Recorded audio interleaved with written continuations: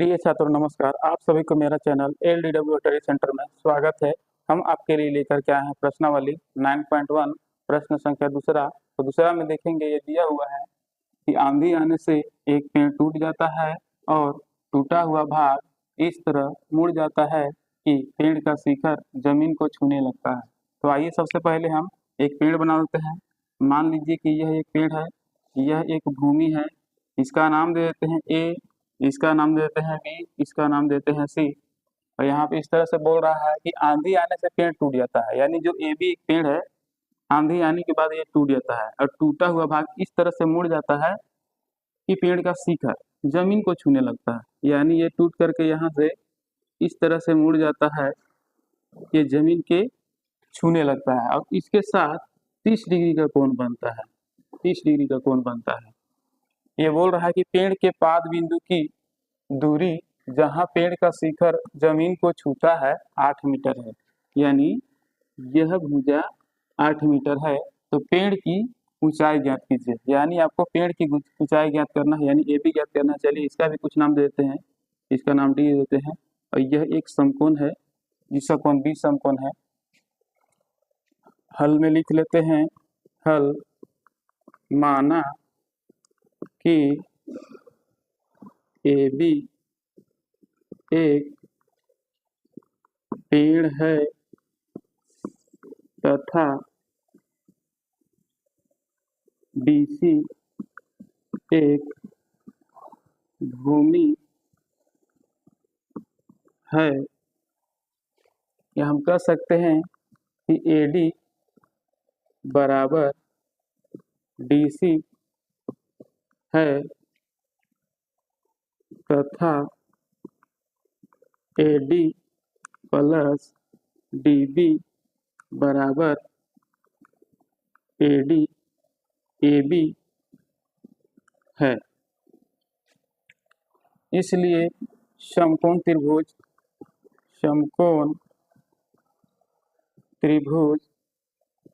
DBC में हम देख रहे हैं कि यहाँ एक समकोण त्रिभुज बन रहा है DBC, जिसका कोण भी समकोण है।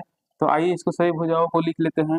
समकोण की सामने की भुजा को कर्ण कहा जाता है और कोण की सामने की भुजा को लंब कहा जाता है और समकोण और न्यून कोण के संलग्न भुजा को आधार कहा जाता है। आधार कहा जाता है। तो आइए हम ये ऊंचाई ज्ञात करने के लिए हम ये देखेंगे कि DBC एक समकोण त्रिभुज है जिसमें भुजा DB लंब है और BC आधार है। तो हमको DB ज्ञात करने के लिए हम ज्ञात भुजा से यानी आधार से देखेंगे कि लंब और आधार का संबंध किससे है, किस अनुपात संबंध है। तो tan थीटा बराबर होता है लंब बटा आधार। तो हम यहाँ tan का मान रख देंगे, tan 30 डिग्री बराबर लंब बटा आधार यानी DB बटा BC, DB बटा BC हो जाएगा। इसमें मान पुट कर देंगे। tan 30 डिग्री का मान होता है 1/√3 और DB के मान क्या है, DB के मान नहीं दिया हुआ है तो DB का DB लिख लेंगे और BC के मान क्या दिया हुआ है तो BC का मान 8 है तो BC के मान 8 दे देंगे। अब यहाँ पे क्रॉस मल्टीप्लाई करेंगे। अगर हम √3 को DB से गुना करेंगे तो हमारा हो जाएगा √3 DB और 1 से 8 में गुना करेंगे तो 8 एकम 8 हो जाएगा। DB को DB लिख लेंगे, 8 का 8 लिख लेंगे और ये अभी √3 गुना में है, इधर आएगा तो यह भाग में हो जाएगा। तो हम कहेंगे कि हमारा DB बराबर 8√3 निकल करके आ गया, यानी DB का मान 8√3 आ गया। पुनः समकोण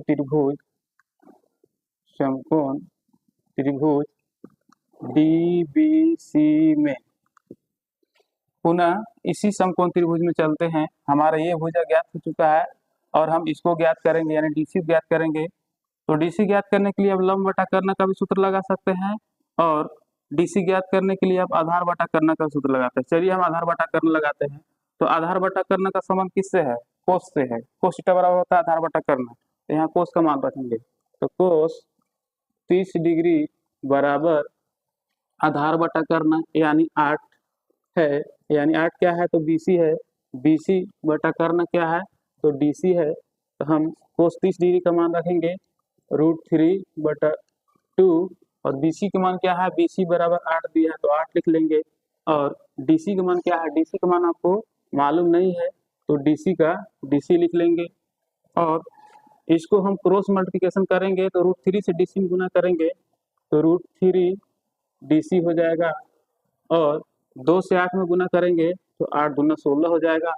तो हम इसको कह सकते हैं कि DC बराबर 16, DC बराबर 16 और √3 गुना में है तो इधर आएगा, ये हो जाएगा भाग में, यानी DC बराबर भी आपको निकल करके आ गया कि 16/√3 है। पेड़ की ऊंचाई बराबर DB प्लस DC हो जाएगा। हमारा DB क्या निकल करके आया है, 8√3 निकल करके आया, तो हम लिख देंगे 8√3 प्लस DC निकल करके आया 16/√3। तो यहाँ हम निकालेंगे LCM, √3 और √3 का LCM √3 ही रह जाएगा। तो √3 एकम √3 तो 8 एकम 8 हो जाएगा, प्लस √3 एकम √3 तो 16 एकम 16 हो जाएगा। और √3 से √3 में अगर LCM देख रहे हैं तो √3 ही रह जाएगा। तो हम कह सकते हैं कि 16 8 24 हो जाएगा, 24/√3 हो जाएगा।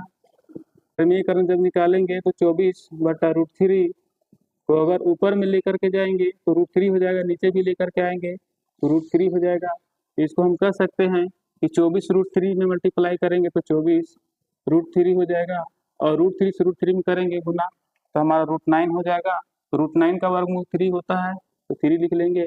और 3 से अगर 24 को डिवाइड करेंगे तो 3 8 24 होगा। तो आपका निकल करके आ गया 8√3। यह मीटर में दिया हुआ है तो यहाँ मीटर लगा देंगे, यही आपका आंसर निकल करके आ गया।